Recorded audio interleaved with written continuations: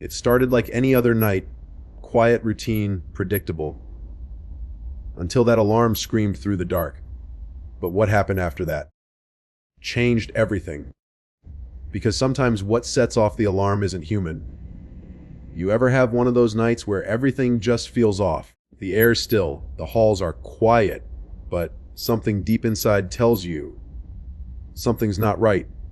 That's how it was that night. Routine patrol. Empty warehouse. Until that alarm cut through the silence like a scream in the dark. I'd heard that sound 100 times before. False triggers, power surges, maybe a raccoon in the vents. But this one felt different. It didn't just sound in the air, it echoed in my chest. Like it was warning me, not to check, but to leave. But I couldn't, because fear doesn't stop duty, and duty doesn't stop for fear. I walked down that corridor, flashlight shaking just enough to remind me I was still human. The red lights were flashing, that slow, heartbeat rhythm, and the alarm kept wailing, almost crying for help. Every step I took, that sound grew heavier. You ever feel sound get heavy, like it's pressing against your soul? Then silence, just like that, gone. No alarm, no hum of lights, no air, just stillness. And that's when I realized a fear doesn't always chase you. Sometimes it waits for you to arrive. Now listen close. This is where it gets real. Because what I saw next wasn't just some shadow or flicker or movement in the dark. It was a reflection, mine, but it wasn't me. Standing in that glass door, I saw myself staring back, but my reflection didn't move when I did. It just stood there, watching. And in that moment, I understood. The alarm wasn't warning about someone breaking in. It was warning me something had already gotten out. See, fear isn't just about what's around you. It's about what's inside you. Every man, every woman, carries a darkness they try to lock away, and sometimes, in the quiet of night, that darkness finds a way to speak. Now, you might think this is just another scary story, but it's more than that. It's a truth too many ignore. When you stand in the dark long enough, you don't just see shadows. You start to feel the ones inside your own soul. And that's what the alarm was for. Not to warn me of danger, but to wake me up. Because sometimes in life, alarms go off to make sure we're awake. Not just with our eyes, but with our spirit, to remind us that comfort can be dangerous, that silence can be a trap, and that not every quiet night is safe. When that alarm went off, it wasn't about ghosts. It wasn't about demons. It was about confrontation with the truth I'd been avoiding. That I was living on autopilot, clocking in, clocking out, thinking I was alive. But I wasn't. The real terror wasn't in that building. It was in the realization that I'd been asleep to my own life. So when that sound tore through the air, it wasn't fear I should have felt. It was gratitude, because something, whatever it was, decided it was time to wake me up. Let me tell you something. Sometimes life will sound the alarm. You'll lose a job. A relationship will end. A door will slam shut. And you'll think, why now? Why me?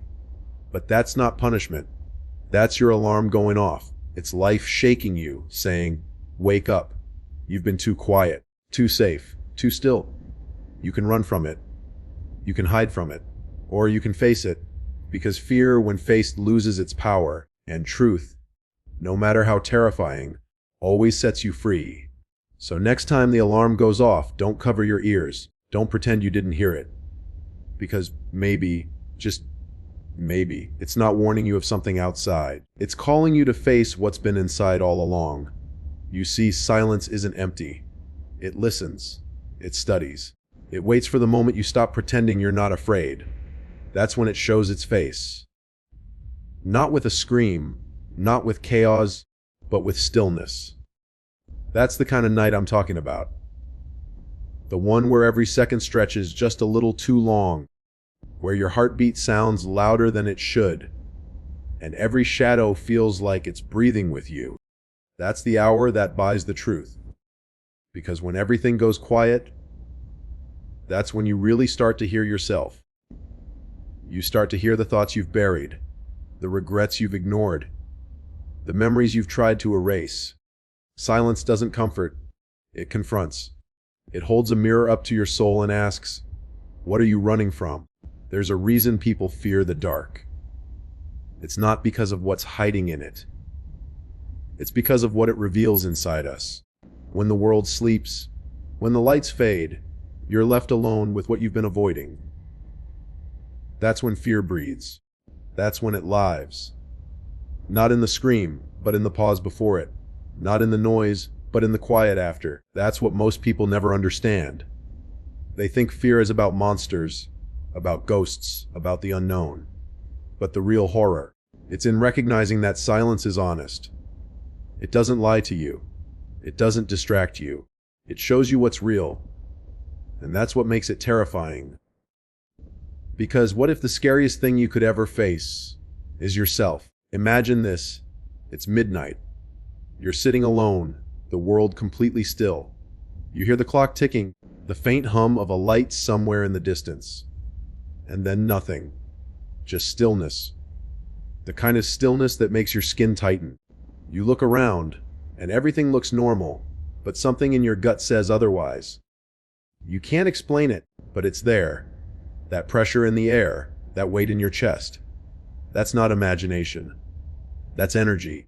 That's life itself holding its breath, waiting to see what you'll do next. And here's where most people break. They run from that feeling. They turn on the TV. They scroll through their phone. They fill the room with noise because they can't stand to sit with silence. But those who don't run, those who stay in that moment, they find something powerful. Because fear, when faced, becomes clarity. That's what silence does. It strips away the distractions and leaves you with the raw truth. You start realizing that the tension you feel in that quiet hour isn't coming from the outside. It's coming from the inside. The undone things, the words you never said, the dreams you buried under excuses, the person you became because life demanded it, not because your soul chose it. Every calm night, every quiet hour is trying to show you something about yourself. That's the real test. Not the darkness itself, but what it brings out of you. There's a saying, still waters run deep. And that's true for fear too. The louder you live, the less you feel it. But when things get still, when the noise dies down, that's when the truth surfaces. Maybe that's why fear lives in silence. Because silence is where truth can finally breathe. And if you can hold your ground in that stillness, if you can face what rises up in that quiet hour instead of running from it, you unlock something rare. Awareness. Strength. The kind that doesn't shout, doesn't flex, doesn't perform. The kind that stands tall, even when everything else around you is whispering, be afraid. That's what the calm night is for. Not to haunt you, but to reveal you. It's not trying to scare you away. It's trying to wake you up. Because you don't find courage in chaos, you find it in calm.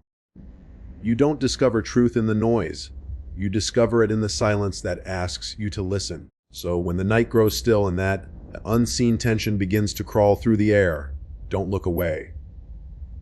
Don't cover your ears. Because that feeling, that quiet pulse of fear, it's not the enemy. It's the reminder that you're alive, that you can still feel, that somewhere inside you there's something worth waking up for. Every calm night hides unseen tension. Because silence, no matter how peaceful it looks, is never empty. It's the space where fear breathes, and where the strongest version of you is waiting to be found. You see, people mistake courage for noise. They think it's in the shout, the fight, the roar that fills the room. But real courage doesn't announce itself. It doesn't need applause. It doesn't need witnesses. It happens in silence, in the dark, in that split second when fear claws at your chest, and you choose to move anyway. That's where strength lives. Not in the absence of fear, but in walking beside it. Every person reaches that hour, the hour that buys their truth. The one that separates who they are from who they pretend to be. It doesn't come with warning. It comes when you least expect it. When life corners you, when comfort leaves, when the easy path disappears. That's when courage whispers, keep walking. Not because it's safe, Not because it's certain, but because something deep inside you knows you were built for more than running away. You ever felt that? That split second when your body freezes, but your soul refuses to stop. That's not adrenaline. That's not luck. That's the deepest part of you remembering who you are. You were made for storms, not for safety. You were made to stand tall when the ground trembles. The truth is, courage doesn't feel like courage when you're in it. It feels like fear. It feels like doubt. It feels like your whole world is about to fall apart. And you're still choosing to take another step. Courage is not comfortable. It's necessary. And most people never realize that the most defining moments in their lives happen quietly, without recognition, without witnesses. Just you, your fear, and your choice. Think about it. Every story you've ever admired, every person who ever inspired you, they all faced that moment, the moment their instinct screamed no, but their purpose whispered yes. And it's in that quiet whisper that lives change. Not just theirs, but everyone who follows after them. That's what separates those who wish from those who will. Those who talk from those who act, because fear never leaves. It just tests how much you're willing to believe in yourself. The ones who run from it spend their lives chasing safety. The ones who face it discover freedom. Now here's the truth most people don't want to hear. Courage doesn't feel good. It burns. It shakes you. It questions you. It exposes the parts of yourself you'd rather keep hidden. But it's also the moment you discover the fire you didn't know you had. The moment you realize the voice that tells you to run doesn't control you anymore. Every time you choose to walk through the fear instead of away from it, you grow quieter, stronger, sharper, because courage doesn't need noise. It builds itself in silence. In the tears nobody sees, in the nights nobody claps for, in the steps you take when nobody's watching. People always talk about success, about winning, about shining under the lights. But nobody talks about the hallway before the spotlight, the one where you're walking alone, your doubts chasing you, your fears laughing behind you. And still, you keep going. That's courage. That's where strength is born. You want to know why most people never make it to their breakthrough? Because they run too soon. They mistake the instinct to run as a warning, when sometimes it's an invitation. Life doesn't test you to break you. It tests you to reveal you. And when that hour comes, that moment when everything inside says, turn back, that's the hour that buys your transformation. If you can stand in that moment, if you can breathe through the panic and take one more step forward, you'll see something most never do. You'll see that fear is not the enemy. It's the signal. It means you're standing on the edge of change. It means you're exactly where you need to be. Because courage isn't loud. It doesn't shout to be seen. It's that calm breath before the storm. It's the decision you make when nobody's around to tell you, good job. It's the step you take when you're trembling, but you move anyway. And the beauty of it? Every time you do that, every time you choose movement over retreat, fear loses a little more control over your life. So the next time your instincts scream to run, pause. Feel that fear, let it shake you, and then take one more step forward. Because courage isn't about feeling ready. It's about walking into the unknown anyway. The quietest steps you take in fear often lead to the loudest victories of your life. And when that hour comes, when the silence feels heavy and your heart pounds like a drum, remember this: courage doesn't need to roar. It just needs to move. The body can be trained. The body can be built, strengthened, and hardened to withstand pain. But when the world goes silent, when certainty crumbles and fear whispers in your ear, no muscle, no strength, no speed can save you. That's where faith takes over. That's where the real test begins. We live in a world obsessed with control. People like to plan, to predict, to prepare for everything. But the truth is, life doesn't work like that. The unknown doesn't warn you before it arrives. It just shows up, uninvited, unexpected, unstoppable. And in that moment, you don't have time to prepare. You only have what you already believe. You only have what's been built inside you. That's why the unknown is powerful, because it strips away everything fake. It removes the titles, the comfort, the safety, and leaves you with the truth. Who are you when nothing is certain? That's a question few can answer until they're standing in it. See, the body can fight what it can see, but faith fights what it can't. The unknown isn't about how strong your hands are. It's about how strong your heart is. Because when you're staring into darkness, when you have no guarantee of what's waiting ahead, you have two choices. Freeze and let fear consume you, or trust that the step you take will land where it's meant to. That's the kind of courage most people never understand. Not the loud kind, not the one that shows up with armor and noise, but the quiet kind that whispers, "I don't know what's coming, but I'll move anyway." That's faith. The kind of faith that doesn't demand proof before it believes. The kind of faith that walks into the unknown, because staying where you are isn't living anymore. The unknown doesn't come to destroy you. It comes to define you. It's life's way of asking, do you trust me? Because when everything goes dark, that's when you learn what your belief is really made of. Anybody can believe when it's easy. Anybody can trust when the path is clear. But when you can't see a thing, when all you've got is your breath and your heartbeat, that's when faith becomes real. The strongest people you'll ever meet aren't the ones who never fell. They're the ones who walked through the dark with shaking hands and still said, "I believe." Because the unknown doesn't reward comfort. It rewards conviction. It rewards those who keep going, not because they see the end, but because they trust there is one. Every trial, every loss, every dark moment is a classroom. It's not teaching your body how to fight. It's teaching your faith how to stand. The unknown builds a different kind of strength.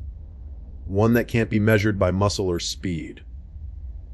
One that isn't visible on the outside. It's that unbreakable spirit that whispers, "Even here, even now, I still trust." Think about it. Every major change in your life began with uncertainty. Every new chapter started with something unknown. You didn't know how it would turn out, but you stepped into it anyway. And somehow the pieces came together. That's the beauty of faith. It doesn't remove the unknown. It teaches you how to walk through it. Because if you only move when you understand, you'll never go anywhere new. You'll live the same story in the same loop, waiting for guarantees that will never come. Faith isn't about knowing.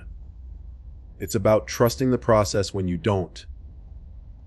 The unknown reveals who you are when the script runs out. It's that space between what you can control and what you can't. That's where transformation happens. That's where strength is born. Because faith doesn't grow in comfort. It grows in confusion. It grows in those moments when the world makes no sense, and yet you keep moving. So when the unknown knocks at your door, don't curse it. Don't hide from it, because the unknown isn't your enemy. It's your teacher. It's the space where life strips away your illusions and shows you what you're really made of. The unknown tests the strength of your faith, not your body. It's the place where doubt and belief collide, where fear and courage meet. It's the fire that burns away the false and leaves only the truth. And if you can stand in that fire, trembling, unsure, but still believing, you'll find that faith was never about seeing the path. It was about trusting you were meant to walk it. You see, what terrifies the human mind isn't the monster it can see. It's the silence after the sound, the question with no answer, the moment that makes you doubt your own senses. The unknown doesn't need claws or teeth. All it needs is your imagination. That's where fear is born, in the space between what you know and what you can't make sense of. We like to believe we're rational, logical, grounded in reality. But when something happens that doesn't fit the rules, when logic breaks and reason disappears, that's when fear truly takes hold. Because you can't fight what you don't understand. You can't prepare for something that doesn't follow the rules of the world you know. And that's what makes it powerful. That's what makes it real. Everyone's faced it, though they might not admit it. That one night when something didn't feel right. Maybe you heard footsteps in an empty room. Maybe you felt the bed move when you were alone. Maybe you looked in a mirror and for just a second, your reflection didn't look quite like you. You brushed it off, laughed it away, blamed it on exhaustion or imagination. But deep down, you knew something about that moment didn't make sense. And that's when fear whispered, "I'm still here." The truth is, ghosts don't scare people. Not really. What scares them is the reminder that the world isn't as safe, as predictable, as explainable as we want to believe. We build walls of reason to protect our minds.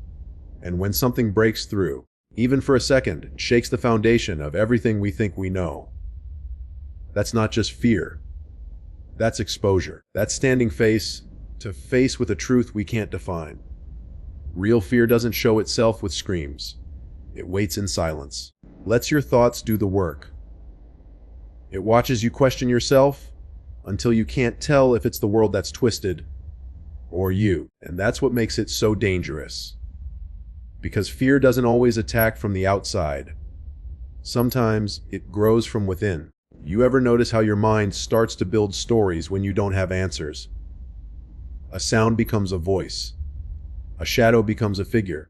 A feeling becomes a presence. That's not madness. That's instinct. The brain can't live with uncertainty, so it fills the gaps. But in doing so, it creates monsters more terrifying than anything outside of us. The kind of monsters that live behind your eyes. That's why the scariest part of fear isn't what happens. It's what happens after. When the lights are off. When you're lying there replaying it in your head, trying to make it make sense. That's when fear becomes real. When it crawls into your thoughts, reshapes your memories, and makes you question what's true. The unknown doesn't just challenge your safety, it challenges your sanity. It forces you to realize that not everything can be understood, not everything can be controlled. And that's terrifying because deep down, we all want to believe we're in control, but the unknown reminds us we never were. There's something humbling about that, though, because fear, when faced, becomes awareness. It reminds you that there's more to this world than what you see. More to life than what science or logic can define. The unexplained doesn't just haunt us. It expands us. It breaks the illusion that we've got it all figured out. Maybe that's why the most courageous people aren't the ones who never feel fear. They're the ones who feel it fully. The ones who look into the unknown and don't run. They don't need explanations to keep moving forward. They don't need proof to believe they'll make it through. Because courage isn't the absence of confusion. It's the decision to walk through it. So when fear visits you, not the kind from stories or movies, but the quiet, personal kind that makes your skin crawl and your heart race, don't rush to explain it away. Don't silence it. Listen to it. Because that's not weakness speaking. That's awareness knocking. That's life reminding you that there are forces bigger than you, mysteries that still exist, and experiences that no science can measure. Real fear doesn't come from ghosts. It comes from what you can't explain, from the cracks in reality that remind you how small you really are, how much you don't know, and how much more there is to discover. And maybe that's not something to run from. Maybe that's something to respect. Because sometimes the things you can't explain aren't here to haunt you. They're here to wake you up. Terror doesn't announce itself with warning. It arrives uninvited, unexpected, in the middle of an ordinary day. One heartbeat, everything's calm. The next, your world shifts. Something moves where it shouldn't. A sound echoes that doesn't belong. The air grows heavy. Your instincts scream run, but your feet don't move. That's the split second when fear decides whether it owns you or you own it. Everyone talks about courage like it's some grand, heroic act. But courage isn't built in safety. It's forged in panic. It's born in the moments where the mind fractures and the body trembles. Real courage doesn't come before fear. It comes after. It's the decision to take one breath, one step, one heartbeat deeper into the unknown even. When terror has its hands around your throat, the human mind is a battlefield. When fear strikes, it's not the danger itself that defeats you. It's the story you tell yourself about it. You start imagining outcomes that haven't happened. You amplify the threat until it becomes unbearable. You lose control not because fear is stronger, but because you let it speak louder. But the ones who rise, the ones who keep moving through that chaos, they understand something different. They know that fear is just a signal, not a sentence. It's the body's way of saying, pay attention. It's not your enemy, it's your test. It's the mirror that shows you the truth about your strength. Because when everything is stripped away, your confidence, your calm, your logic, what's left behind is who you really are. Moments of terror are the purest moments of self-awareness. You can't fake strength when fear hits. You can't pretend to be brave when your mind is screaming. The mask comes off, and you meet yourself raw, exposed, and filtered. Some people break there. Others build. The difference. Control. Not control over what's happening, because that's impossible. But control over your reaction. You can't stop the thunder, but you can steady your breathing. You can't silence the storm, but you can decide not to run from it. That's the secret the strongest souls carry. They don't wait for fear to disappear. They master themselves inside it. You see, fear isn't the problem. Surrender is. Fear tells you, you're not ready. Control answers, I'll go anyway. Fear says, you can't handle this. Control replies, watch me. Every great moment of power in life is born from that argument, between your panic and your purpose. You want to know what's real. It's not the scream, not the shaking hands, not the darkness that surrounds you. What's real is that voice deep inside that whispers, hold your ground. That whisper is your strength. That whisper is your truth. In those moments of terror, you learn fast who's driving your life, your courage or your fear. Because fear doesn't just paralyze the body, it manipulates the mind. It convinces you that survival means hiding, that comfort means safety. But here's the truth. Every time you choose safety over growth, fear wins a little more control. Every time you stop moving forward, because something feels uncomfortable, you give fear the steering wheel. But the moment you face it, the moment you say, I feel it, but it won't stop me, something shifts. Fear loses its power. It doesn't disappear, it just bows to something greater. And that something is you. The most terrifying moments in your life are also the most transformative. They're not punishments. They're invitations. Invitations to see what kind of power you hold, when there's nothing left to depend on but your own will. The darkness doesn't come to scare you. It comes to show you how bright you can stand inside it. Every story of greatness, every survivor, every legend was born in a moment like that, when fear said, kneel, and they stood taller. When everything in them wanted to run, but they stayed. Because staying isn't weakness, it's dominance. It's the quiet, unshakable statement that says, I am not owned by this moment. I am not controlled by this fear. And maybe that's what life is really testing us for. Not how fast we can run from fear, but how steady we can stand in it. Not how loud we can shout, but how calm we can remain when everything inside us trembles. So when your next moment of terror comes, and it will, don't ask why me. Ask, what is this showing me?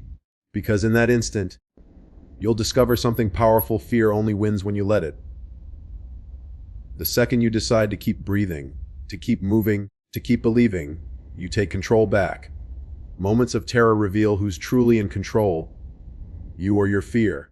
And if you choose calm over chaos, purpose over panic, faith over fright, fear will bow every single time the eyes can deceive you. They'll show you what's comfortable, what's familiar, what your mind wants to see, but your feelings, that deeper sense that rises from the pit of your soul, they tell you the truth before your mind can explain it. That's not superstition. That's intuition. That's the whisper of awareness that sees beyond sight, that feels what can't be seen. Most people ignore that whisper. They trust the visible. They believe only in what can be proven. But the world doesn't always reveal its truth to the eye. Sometimes the truth hides behind the calm. Sometimes danger wears a smile. Sometimes the quietest place in the room carries the loudest energy. And if you only trust what you see, you'll miss everything that's real. There's power in sensing before seeing. That inner pull you feel when something's not right, that's not paranoia. That's your spirit warning you, guiding you, trying to protect you. The mind asks for evidence, but the heart already knows. And in that knowing, there's truth that no logic can touch. You see, the world loves illusions. It loves masks, loves distractions, loves the appearance of calm when chaos is brewing underneath. People smile when they're broken. Rooms look peaceful when they're haunted by energy that won't let go. The surface lies.